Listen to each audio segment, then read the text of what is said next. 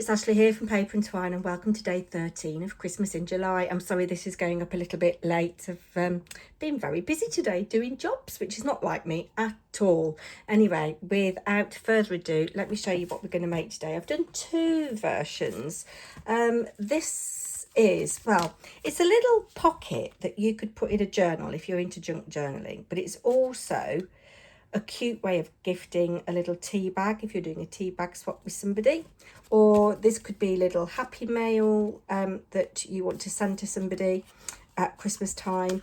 And it is, well, before I show you that, do you remember from a 6x6 we made this little tiny flippy uppy from a 6x3 with two pockets? This is a similar thing, except the pockets are bigger. So let me show you. For this I've used 8x8, and I can't get this out, get this open now. So this paper is lovely. It's from Funky Fossil. It's not even a Christmas paper. I've put it away now. It's not even a Christmas paper, but I thought this looked like snow. I like the kind of grunginess of it. It's very Tim Holtz without being Tim Holtz. And I have used Tim Holtz ephemera on here, and in this back pocket I've got a tea bag. I've decorated here with a few bits and pieces of leftover paper. This is from a collage strip, this is from a collage strip, and then you can put little bits in the other pocket, little bits of ephemera. Don't know why I've got a little bit of paper there that got stuck down the bottom. So that's one look if you want the grungy look, and you could experiment with different closures. You could do a magnet closure, you could do a Velcro dot, although I have done a thumb notch there. Yes, but I've decided just to tuck it in. So that's one look. And then the other look is using the Frank Garcia Christmas papers. And I haven't glued anything on this bit here because it was just getting a bit bulky. And again, I've got some little bits of frippery in the back pocket and a tea bag in the front pocket. Now it's difficult actually. What I'm going to do is take everything out and fold it up and then stuff it. So I put the tea bag in there, put these things in the back. Oops, a daisy. And I loved this, jolly, and then I've just found this Tim Holtz clipping. This is jolly enough, and that's really cute, isn't it? I love the kind of, what's the word I'm looking for? Simplicity or neutral colours of these Frank Garcia papers from Prima Marketing. So those are the little things like so. Now I'm going to use this 8x8 piece of paper. I have seen somebody, and I'm sorry I can't remember who it was, who did do one of these using a 6x8. So I think they had 6x8. But I thought I might as well use the whole thing because I can get more in it. So I'm just using my tea bag as a guide to make sure that I know I've got enough. And you don't even need to measure. So I'm going to just take my tea bag out. So I've got this score line here. Now this paper is a little bit thick, and I think you could benefit from using a slightly lighter weight paper. I'm just going to give that a really good crisp burnish there. And then I'm going to fold this over to be my seam of my bag. So unfold you. And then you could glue there like that. Now, the next thing I'm going to do, put my tea bag in like so. And what I want to do, I want to kind of fold this up, but leave enough for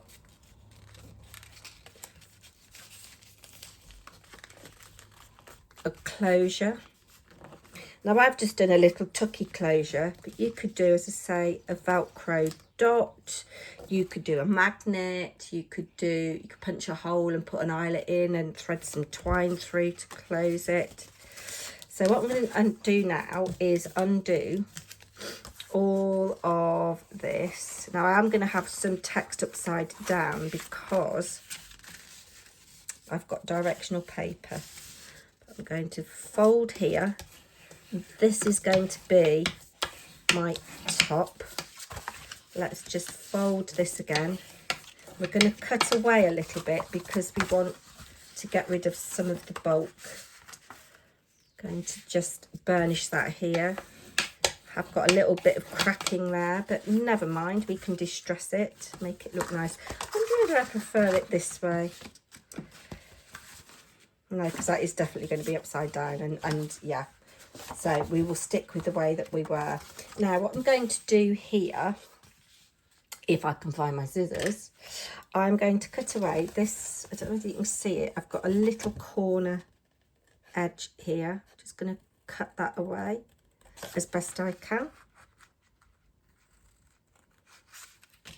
So I guess my little theme at the moment is showing you things that you can send as happy mail that are quite quick to do and help you get rid of paper that's in your stash, help you get rid of ephemera that's in your stash. If you're like me, you've got loads of ephemera.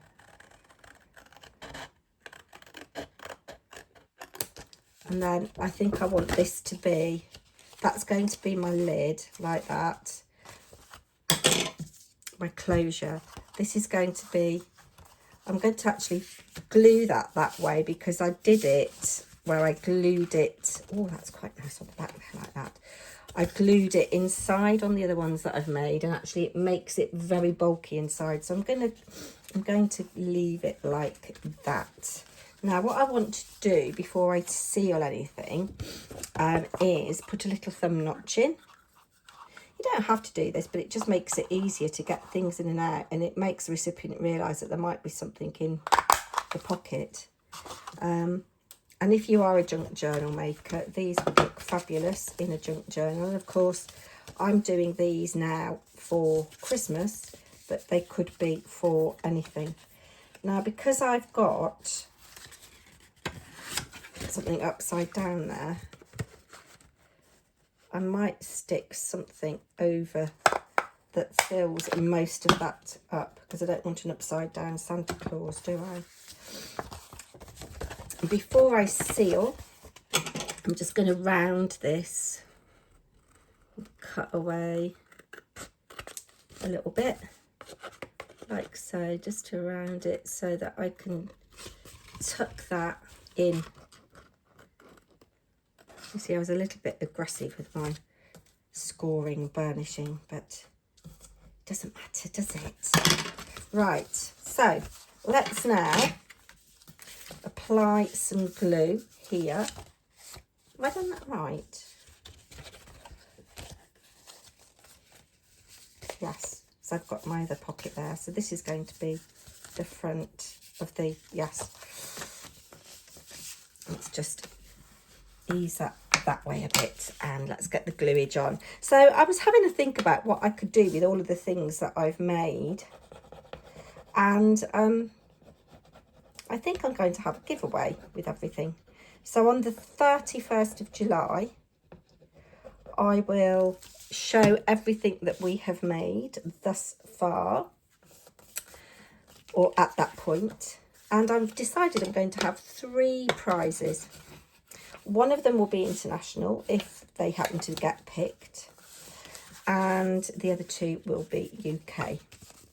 And what I'm going to do, because I'll have 31 things, I will divide them up. So the first prize winner, first one to get picked, will have 11 things. The second will have 10, and the third will have 10. So there we go. Look, we've done that. Now we need to decorate. Actually, I don't really need to do a lot here because I've got that. It's really pretty and it will help with the bulk.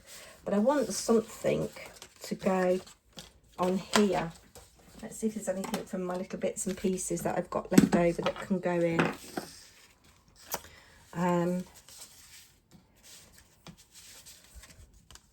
Or go on, I should say. It's a little bit big. Oh, I'm going to have that as a Dewberry Firkin. Oh, I quite like this bingo.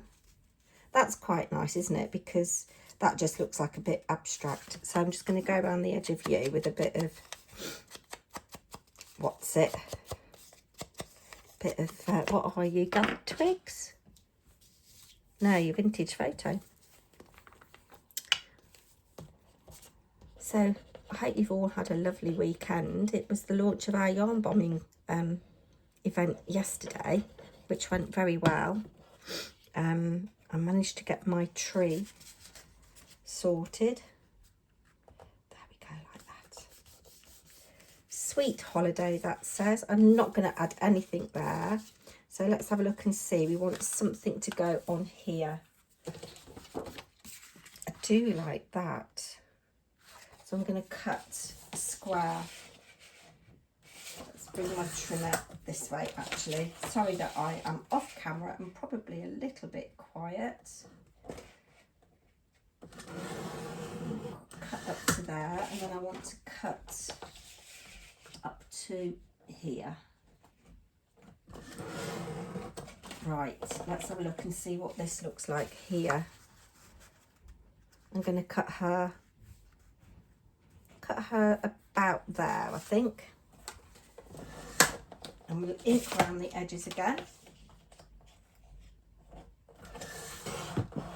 And stick that on there. We might have a little Timmy Holtz clip in. So yeah, what do you need to do if you want to win the giveaway?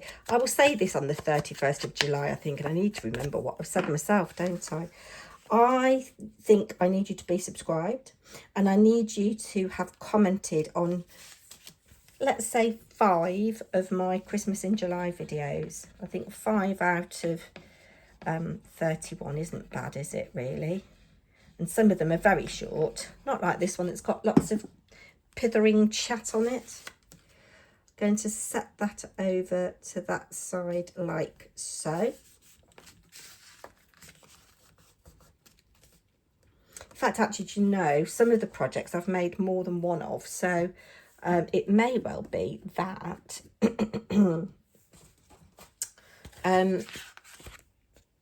you'll get more. So like I've made 3 of these, so everybody will get one of these. Dear Santa Claus, that's a nice one. We'll have you, I think. Just have you, just as a bit of there, like so. And that is hopefully a quick project. So let's load it up now. I think on this one, I'm going to put my tea bag in the front. I'm going to put my little bits of ephemera in the back. Now, I know some of you have asked for a tutorial on how to make a little box for Ferrero Rocher chocolates. I have made those before. I'm happy to show you. I just need to buy some Ferrero Rocher so that you can see that they fit. So that'll be coming up next week, that's for sure. I have a few plans. So I know we've made quite a few little containers now. I have seen a video for an absolutely cute little bag, and I haven't quite figured out how to make it. It's not got any spoken instructions and is quite fast.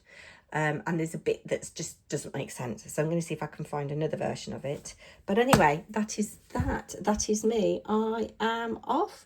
Do come back tomorrow. Do like, share and subscribe. And I will be back very soon. Well, I will be back tomorrow. Bye now.